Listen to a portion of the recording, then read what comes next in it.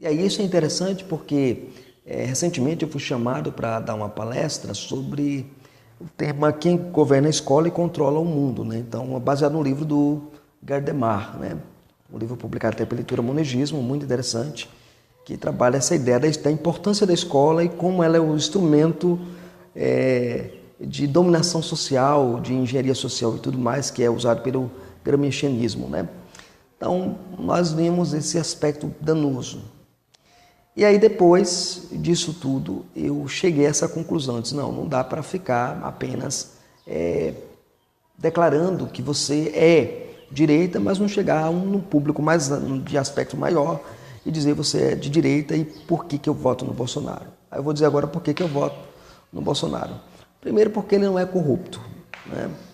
Isso não quer dizer que o homem não pode se corromper na medida do envolvimento da política. Pode, mas ele já está há mais de 27 anos aí na política e você vê que não há nenhum rastro de corrupção na vida deste indivíduo. Também reconheço que ele se chama Messias, mas ele não é um Messias redentivo, porque eu não acredito que o Estado ou que algum agente político possa resolver toda a problemática do Estado como um todo. O que a gente tem que fazer é diminuir o poder do Estado, limitar o poder do Estado, as esferas de atuação do Estado e não dar ao Estado o que nós fizemos. Foi o que nós fizemos. Nós demos ao Estado a nossa educação, por isso que nós temos um emburrecimento geral, porque é uma guerra contra a epistemologia, uma guerra contra o conhecimento, contra a natureza do conhecimento, dentro das universidades, dentro das academias. Isso é muito nítido.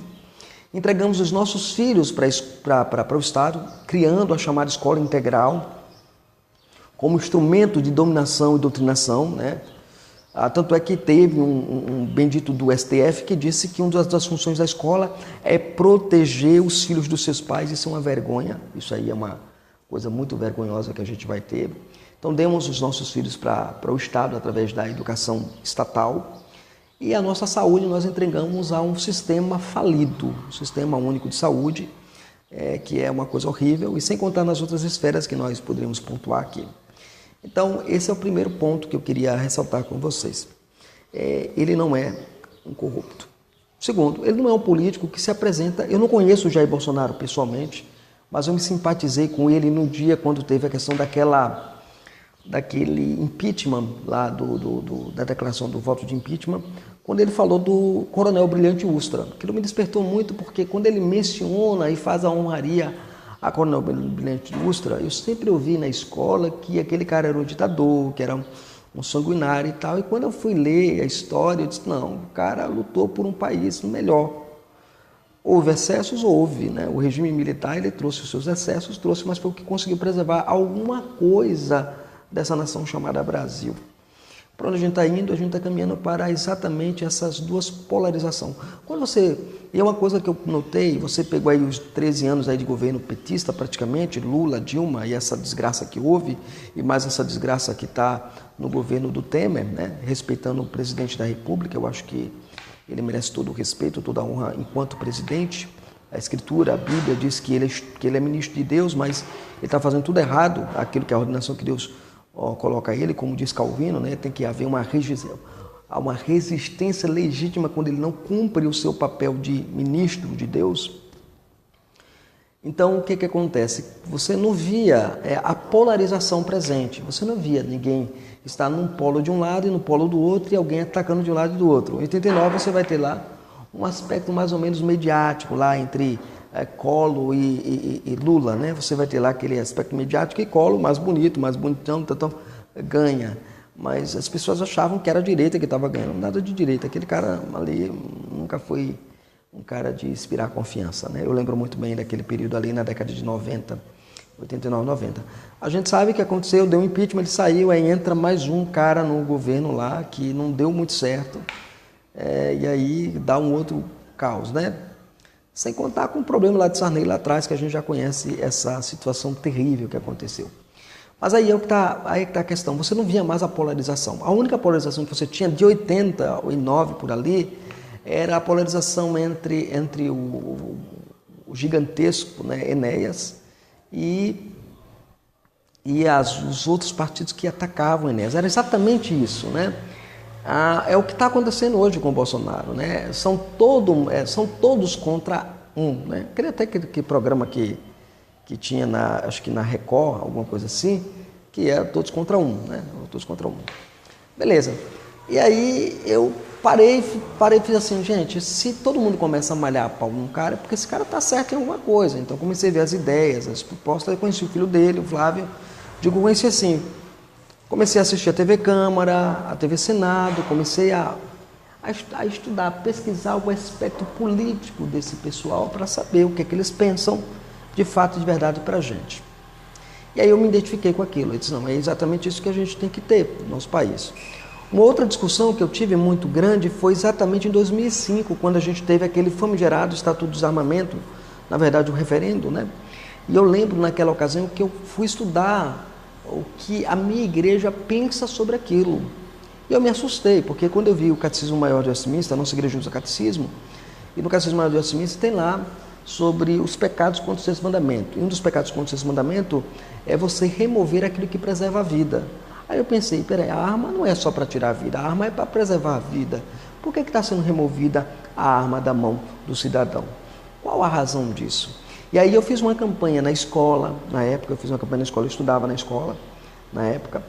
Então eu decidi fazer uma campanha na escola, uma campanha na minha igreja mesmo, ensinar, instruir, mostrar o que na época era professor de escola dominical, então eu estava ali envolvendo para que a igreja entendesse que o papel dela era votar contra o desarmamento. E aí, posteriormente, o que é que vai acontecer?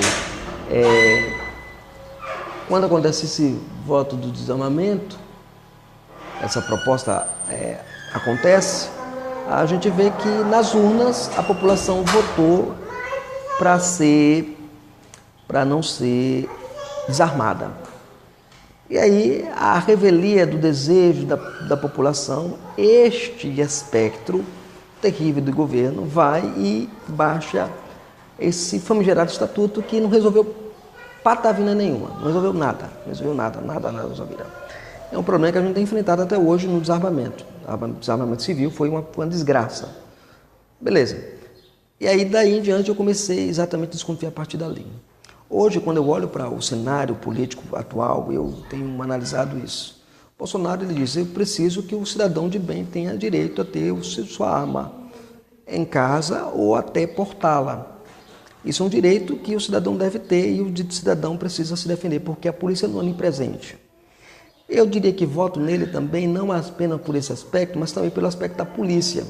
Durante muitos anos eu fui ensinado, cascanhado na minha cabeça, na sala de aula mesmo, na doutrinação mesmo que acontece na sala de aula, de que polícia não presta, que polícia não é nada, que só tem 2 indivíduos que têm que ter arma no mundo, né?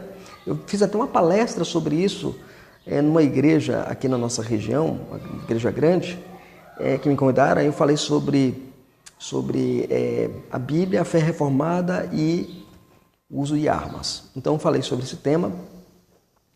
E exatamente isso que eu tenho notado, as pessoas, elas dizem assim, olha, só existem 2 pessoas que podem ter armas no mundo. Primeiro o policial e segundo o bandido. Mentira.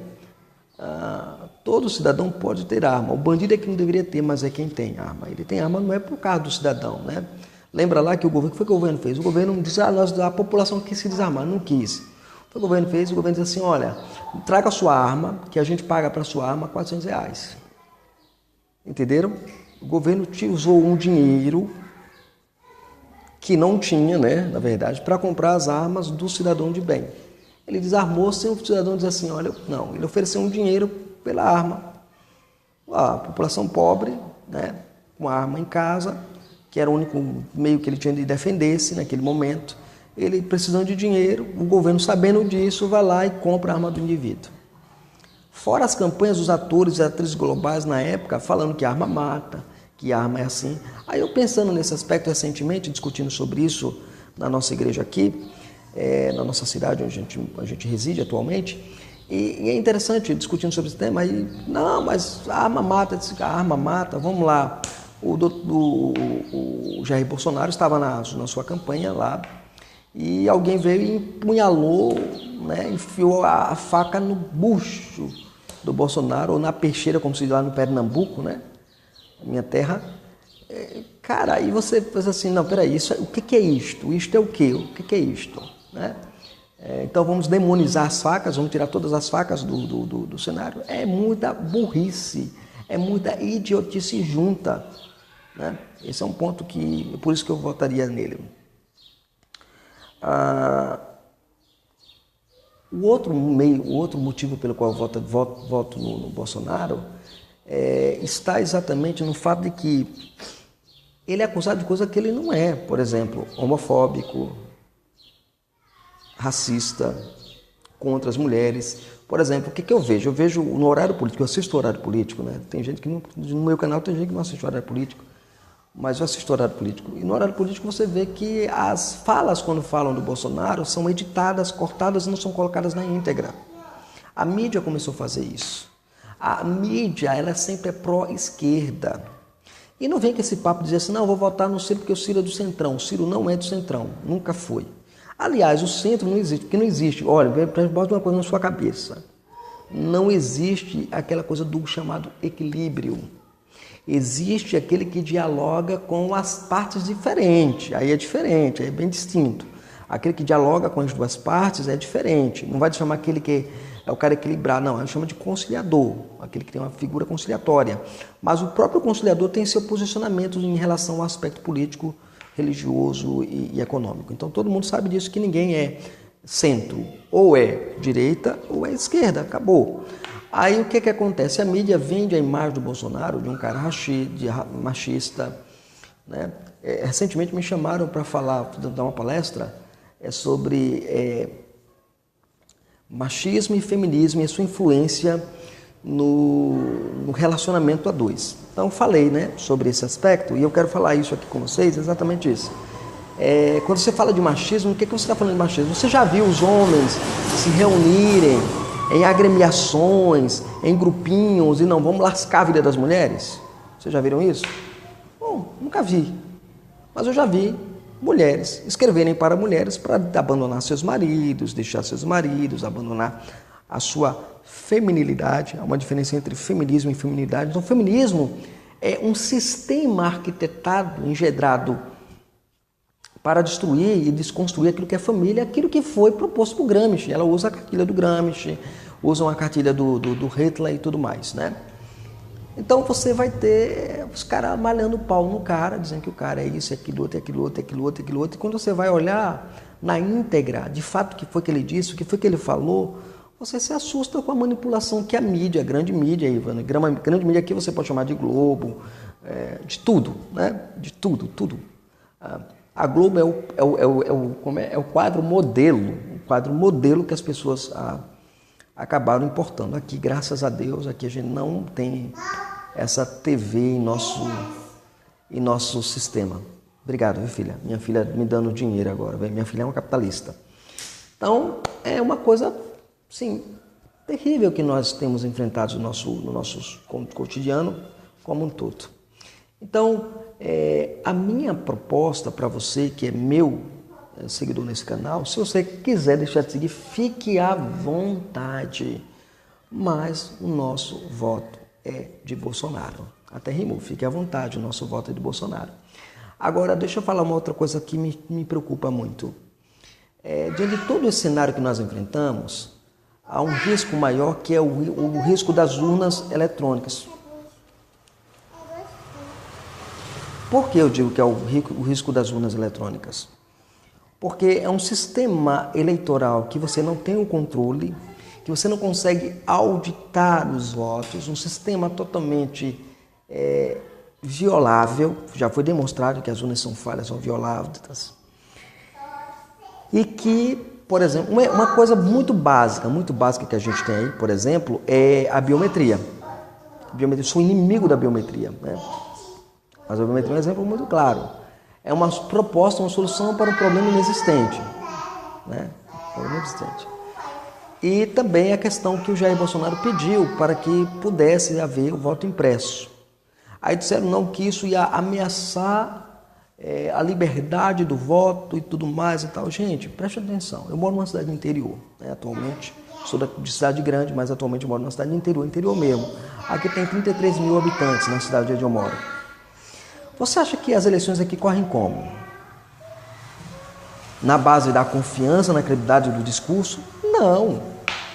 Foi, não foi? Aqui você vê pessoas indo para o político dizendo assim, olha, eu só voto em você se você me der isso. E o cara vai lá e dá. E por que ele dá? Porque ele tem certeza que ele pode ter aquele voto por meio da confiança e credibilidade que ele tem da palavra do indivíduo ou por meio da manipulação da urna. Se você tem uma única chave que abre todas as urnas e manipula os próprios resultados, o que você está fazendo? Procura aí no YouTube, você vai ver isso lá no YouTube, isso muito claro, é muito evidente, né? Então, vivemos num país totalmente terrível, absurdo isso. Por que eu voto no Bolsonaro também? Porque eu fui pesquisar uma coisa chamada Plano Nacional de Direitos Humanos, que é aquilo que a ONU propõe para os países no mundo de modo global, e o país, o Brasil, é signatário da ONU, então ele vai ter que obedecer aqueles eixos à lei. Uma das coisas que me assustou muito foi, por exemplo, a desconstrução da ideia da heteroafetividade para a promoção da homonormatividade. Não tenho nada, e eu digo sempre isso, eu não tenho nada contra quem é homossexual, que o seja, mas que os ativistas gays, que nem sempre são pró o sistema, né?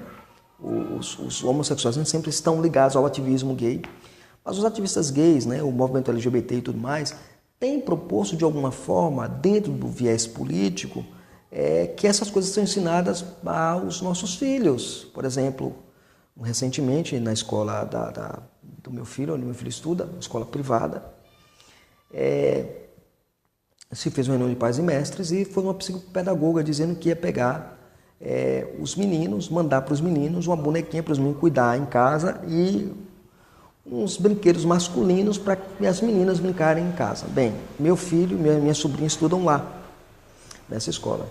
Eu não pude ir porque eu tinha que dar aula na faculdade, minha esposa foi, e quando viu isso, minha esposa estourou logo, disse, olha, se você for mandar a bonequinha, eu trago de volta para a diretora engolir.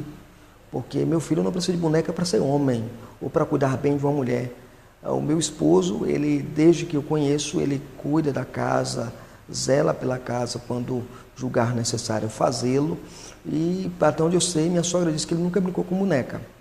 Então, para cuidar da casa, para ajeitar a casa, porque eu sei cozinhar, só não sei fazer uma coisa, só não sei passar roupa. Mas o resto dá para fazer numa casa. Minha mãe me ensinou a fazer isso porque eu morei 2 anos praticamente sozinho, saí de Recife e fui morar sozinho no meio do mundo, trabalhando, e você tinha que dar conta do recado. Então, a gente sempre foi treinado a sobreviver no meio desse mundo, né? A gente tudo pobre, a gente tem que saber como enfrentar o mundo, como de fato o mundo se mostra a nós. E aí, minha mulher foi lá e confrontou isso, e graças a Deus isso não aconteceu na escola. Mas veja, tinha 90 pais e só um se levantou. É como hoje, eu tenho, por exemplo, o Nando Moura, que está lá metendo pau, dizendo, olha, acorde Brasil, né? Tem o pessoal lá do Beni Barbosa, do Flávio Quintela lá, lascando pau, acordem, não é desse jeito. E a gente, no nosso aspecto religioso, assim, tudo calado, pastores calados, pessoas caladas, sem se pronunciar, sem se colocar, porque o que nós estamos caminhando e vendo no nosso país é um movimento para estabelecimento de critérios, de leis que são contra a família, contra a inocência das nossas crianças, leis contra a vida, né? Leis contra o direito de legítima defesa. Por exemplo, o fato de você querer tirar o poder de militar da polícia é terrível. Terrível. O fato de, por exemplo, você limitar calibre para que a polícia use já é uma coisa absurda. O fato de tirar a arma do cidadão já é uma coisa absurda demais, e por aí vai. Então eu voto no Bolsonaro exatamente por causa desses critérios que eu tenho mostrado aqui para vocês e falado. Você não é obrigado a concordar comigo, eu também não sou obrigado a concordar com você. Então o que é que eu te peço? Pense, reflita, né? Tenha essa consciência aí de que nós precisamos salvar o país.